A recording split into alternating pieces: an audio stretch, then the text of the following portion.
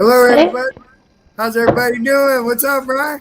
What's happening, man? Y'all doing all right tonight? Uh, Man, it's cold outside up here in Cleveland, man. Oh man, man, we in just got California, man, it was cold as heck. But I know it's nice and warm where Margaret is down there in Florida. Lucky. we just got a cold spell for it got down in Oh, the 30s the other night. oh man, for what, 2 hours? Come Yeah. on, man. All right, tonight's show. Uh, a matter of fact, I'm going to announce this right now. Brian is going to be part of our show. Um, we're going to try talking him into going on full time with us. Is that cool, Margaret? Yeah. He's a very accomplished trainer. I trained Brian, oh gosh, back in the early 90s, mid 90s, something like that. He's been training ever since. He's a hell of a dog trainer. Matter of fact, I'm going to put Brian on the spot tonight. He come up with this topic. So have at it, Brian. We're going to shut up and you got the floor, young man. All right. So my idea was like, what really makes a good student? Like how can we make the trainers better? And we can only do that if we're listening to them and doing what we're supposed to be doing.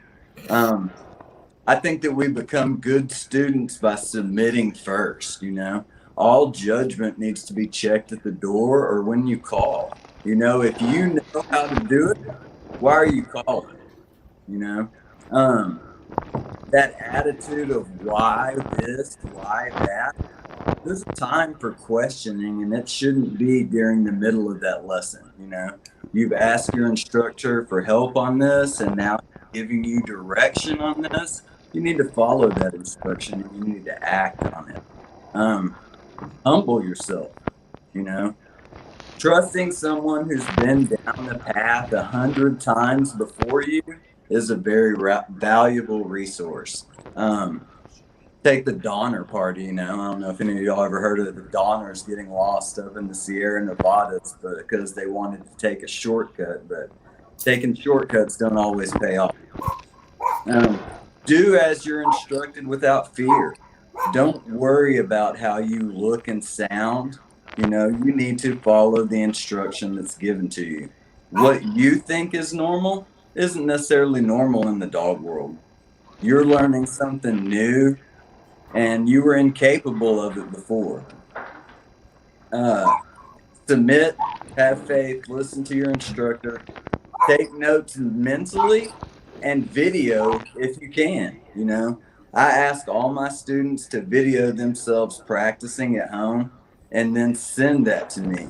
It's a test, it's homework. If you're not willing to go that extra route, you're not going to get it. You've got to use what you're being taught.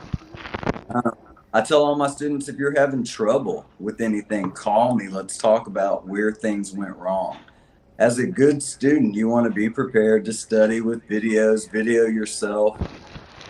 And it's a process called winning. A couple of weeks ago, we talked about what you should look for in a dog trainer.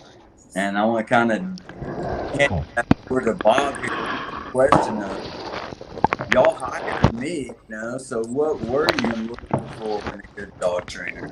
It seems like I remember John telling me that I came in with another guy to put in an application and I got picked over him, and I wanted to know why I got picked over him. And the main reason is because I didn't know anything about dog training. I was willing to learn and follow and listen to the instructions that were going to be given to me. And the other thing is having the ability to speak without stuttering. And I don't know, I'm not a very good speaker. But what do you remember, Bob? What about you? Yeah. Why did y'all pick me to be a dog trainer? The thing is, I mean, like a lot of people out there, a lot of my clients, they wouldn't be calling dog trainers or picking me or picking you or picking Margaret if they knew anything about dog training. Right. If I were to train or hire a trainer that had tons of experience, he's always going to go back to the way he was used to doing things. Okay. Well, apparently, even if he was another trainer, he's looking for another job. Apparently, he may not be a really good trainer. He's missing a point somewhere. Right. So I would rather hire someone with no experience, start from a clean slate, and build him up slowly. Same thing as I did you, same way I helped Margaret. Of course, I picked on Margaret a lot. But I mean, that's what I would do. I want to hear some feedback from Margaret on this. On if I was to hire a trainer, what I would look for, or what I like customers to be like. What our topic is about. Okay. Yes, I agree with both y'all with having a new client that is kind of green, that tells me, hey, I know nothing, I'm in your hands, mold me, to communicate with my dog. And that's, I agree with that, because a lot of times when I had a customer once that was, I think I mentioned this in a show before, where they were reading a book, watching a video, and I was coming once a week to work with them. And it's like, that was very confusing to me. It was confusing to the dog. It was confusing even to the client. It's like, pick one, So if they're totally open, if they totally just say, I'm in your hands, mold me, like Brian said, I'm new to the dog world. Things that are normal to us are not normal to you, so let us guide you. That's the best thing. Yeah. The same thing happened to me. It actually, as far as the dog goes, if let's say you're training under X trainer, let's say, whether it be me, Brian, you, Joe Blow out in the street, and he's teaching you one method, then all of a sudden you go to a socialization class, and they're trying to get the dog to do this and this and this a certain way. And okay, he's sitting there being a good boy, give him a cookie. And then the thing is, like I've always said, consistency plays a key role. If you're not consistent, it's not going to work. And that goes as far as training methods. If you tell your dog to sit one way under me, and you go to this class, you tell him to sit another way because of the other instructor, the dog doesn't know what to do. You're confusing the dog. So please, you hired a trainer for a specific reason. A matter of fact, if I know someone that is training someone's dog and they say, well, I feel I need more help, I won't touch that dog because I don't know how the other trainer is training it. Right. And I don't want to confuse the dog, and that's going to even confuse the people more. Right.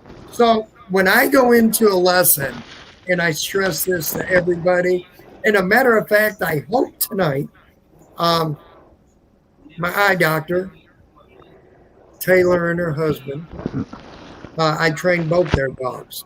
Hi, Taylor. Hello, everybody. Anyway, I seen Taylor today for my eye appointment.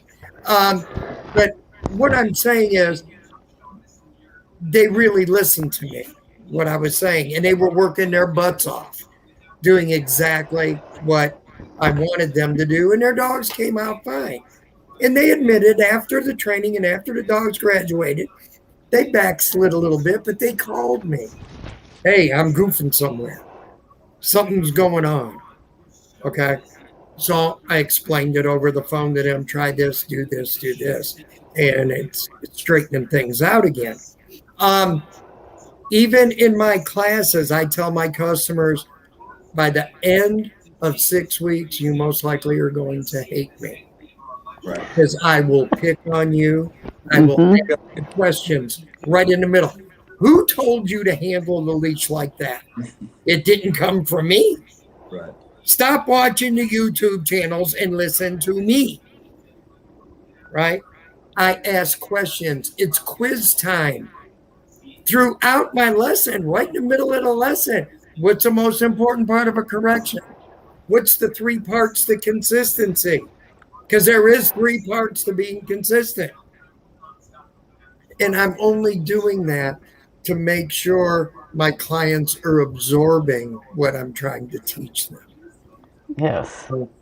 If you have a trainer that comes in and he says, okay, do this, and he doesn't care about how you hold the leash, or he doesn't speak of anything as far as the timing of a correction, he's just kind of letting you do it your way and hoping for the best, good luck. Yeah, it's always those arrogant customers that I have the most problems with, you know.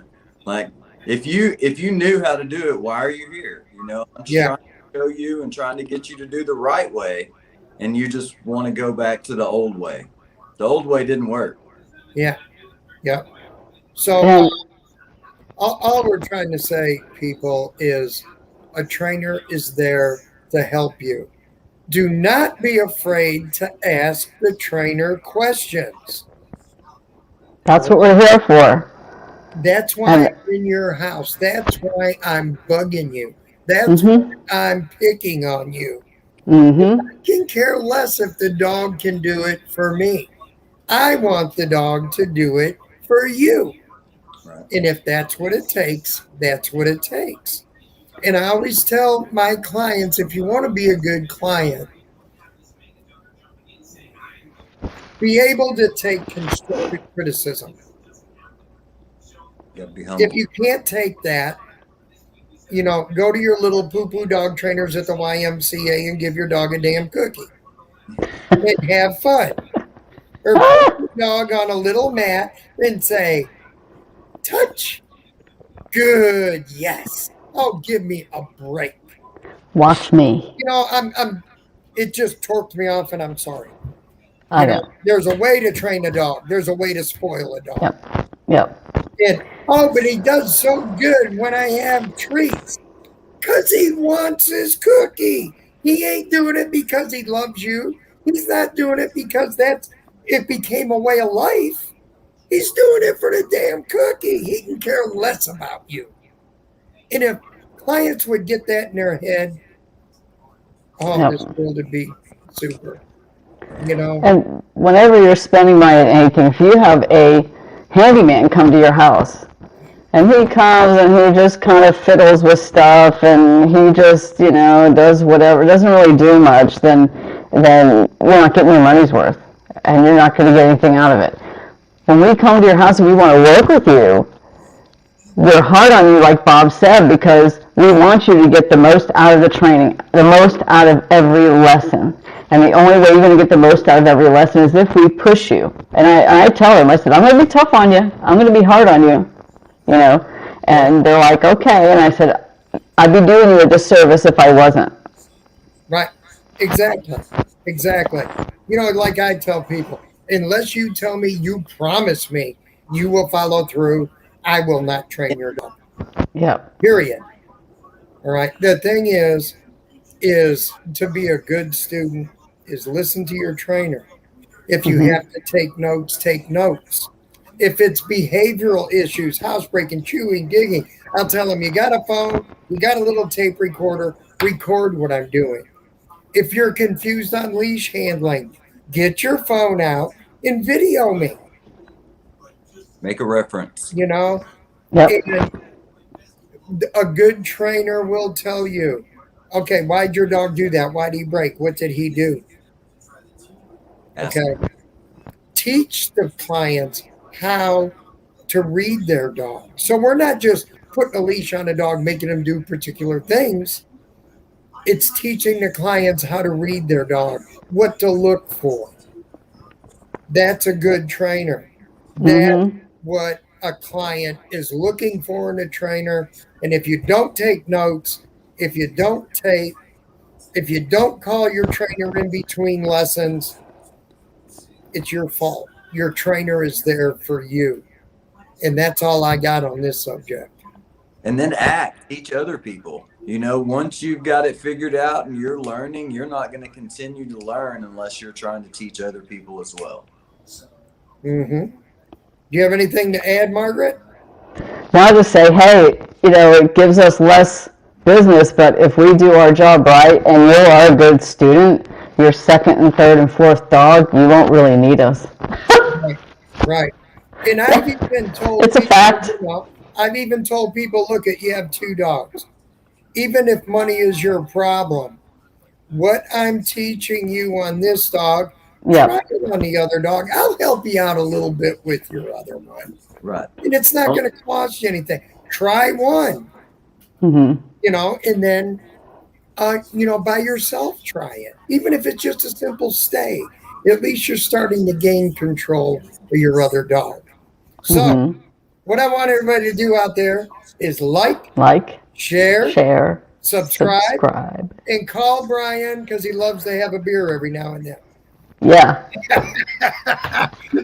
All right, guys. Yes. I'll see everybody next week.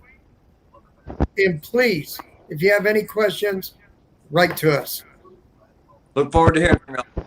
And All what right. are you supposed to do, Brian?